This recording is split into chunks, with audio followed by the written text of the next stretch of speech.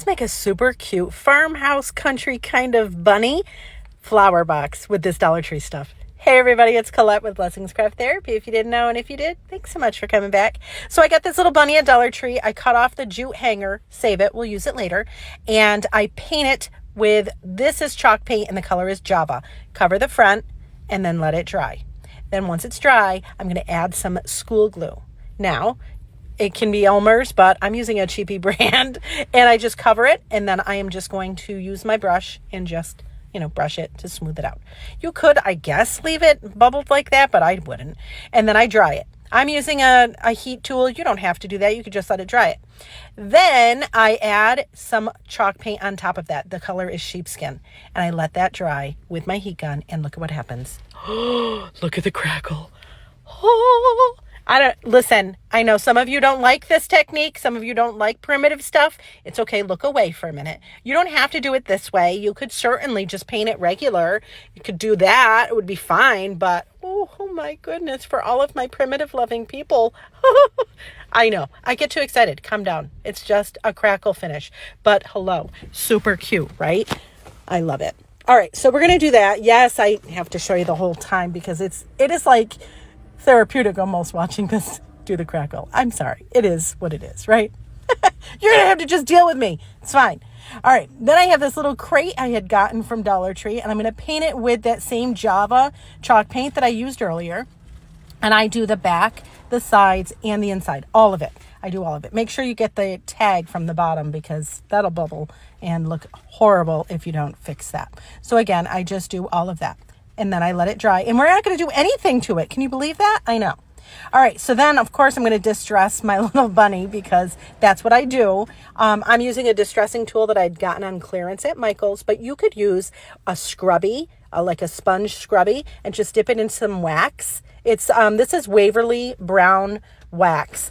And look how pretty that looks. You could also use like a distressing brush. That would work too. Then we're going to get that little box that we did, and I'm going to put some wood glue in the center and then some hot glue on each side. It's just wood glue is for permanency. The hot glue is for I want it done now. And then see how I stand it up? We want to make sure that it's like flush to the floor. So that's why I did that. And then I just press them together to make sure that the glue adheres. Perfect. Then I'm going to put some glue on the bottom of the box and add a little foam floral square thing. And then I put some Spanish moss. Now listen, I struggle with florals. It doesn't mean, just because I struggle with it doesn't mean I'm not going to do it, but it may not. Listen, you're going to see it and you're going to be like, oh, that could have been done better. Yup, it could have. And I will eventually. I got these pretty little florals at Michael's. They were on sale in their spring section, and I just cut pieces off and I just added them to it. Is it perfect? No. Do I love it? Yes.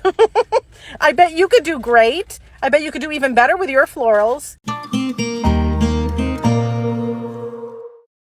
So we start with this Dollar Tree sign. I loved it. I think it's so pretty. I thought, let's just zhuzh it up. So I have these carrot picks from Dollar Tree, and I'm going to remove the bamboo skewer, and I'm going to reinsert it so that it's at the stem, if that makes sense. I'm going to do that for all three of these. It's just so that we have a nice handle for us to be able to tape together so that we can make it look like a bundle, if that makes sense again.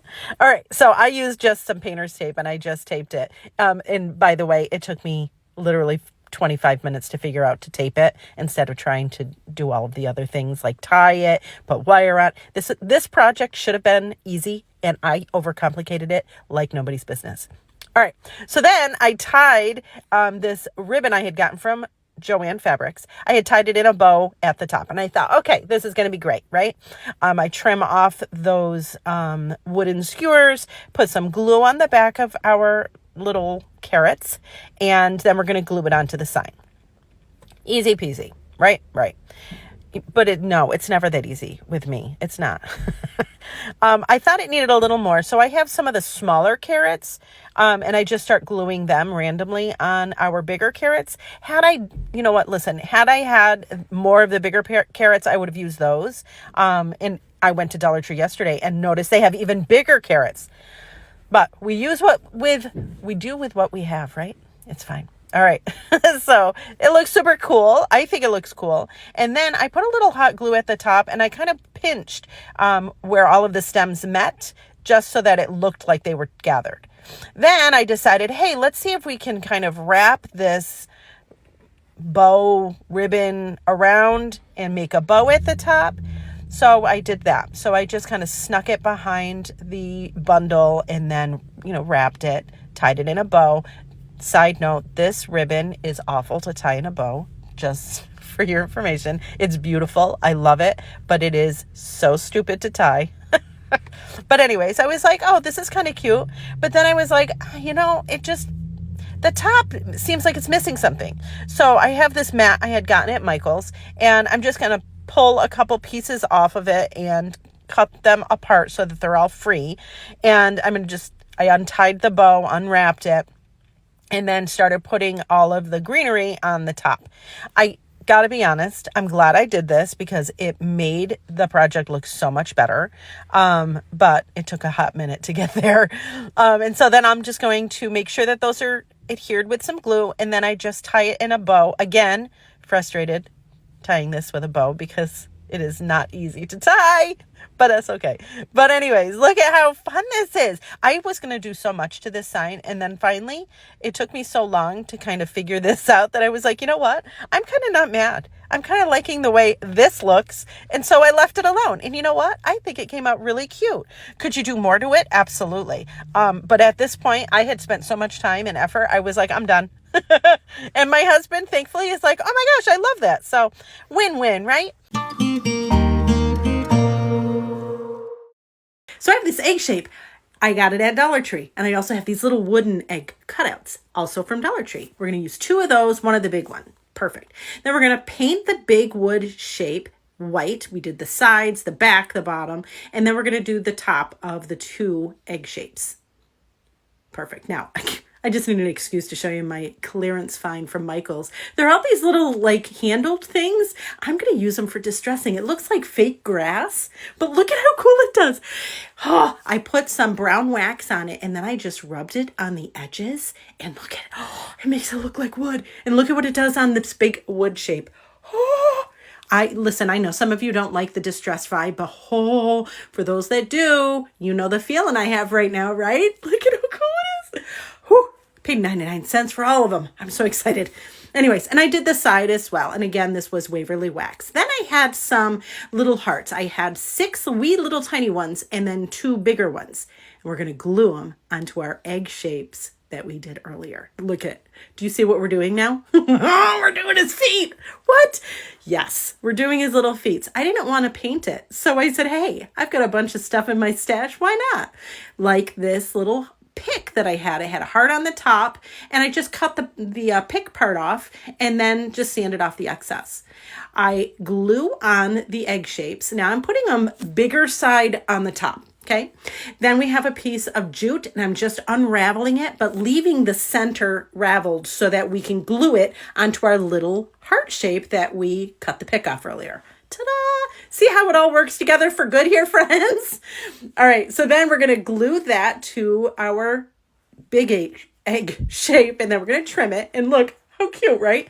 Well, now we have to have ears. So I take a piece of drop cloth, fold it in half, and I just cut kind of like an oval at the top, like ear shape, right? Then we're going to fold that in half, and then we're going to tie a knot in the center. Friends, this was as big of a surprise to me as it is to you that it worked. I love it when it does that. And then all I'm going to do is kind of, I don't know, like fan it out a little bit so they look like ears. I thought I needed to keep them together a little, so I did put a dot of glue to glue them into the center. Easy peasy, but stop it. Like, quit it right now. And then I thought, let's put some blush on the inside. What? Look at how cute it is. And then why not stop? Why stop there? Why not put some blush on the little bunny's face? We glue the ears on the top and quit it right now. But those holes on the bottom bug me. So we're going to do something with that. But first, we're going to put a little bunny tail. This is just a felt, a wool ball that I had gotten from a garland that I had gotten on clearance. Then I had gotten these carrots. These are from Dollar General. They were $1. And I know it's crazy. It didn't really need it, but those holes on the bottom of those eggs were bugging me. So I just glued these little carrots on the bottom and it covered it and it gave it some more stability. And quit it right now. Quit it right now. I can't even stand how cute this is. Like, quit. Right? I know. I kept saying that. I'm sorry. But look at how cute. I love it. And you know what? I'll decorate with bunnies all year long. I don't even care. All right, so I start with making a pom-pom. Now I'm using the Dollar Tree pom-pom makers and I trim it down and there it is. We're going to set that aside. Then I have a pickle jar. We're going to clean it. There we go. And we're going to save the lid as well. Then I have these little bunny ears I got from Dollar Tree. And my original plan was I snapped it in half so it was flexible, snapped the outer part. My original idea was that I was going to put just that band, see how I'm cutting it? I was just going to put that right on the jar. I was just going to glue it there, right? But my jar, it just didn't fit. So I decided, all right, we're going to dismantle the headband. So all I did was cut open everything, take the plastic out, tear the little ears off of the band as well, set those aside. Again, this wasn't the plan, but we pivot when we need to, right?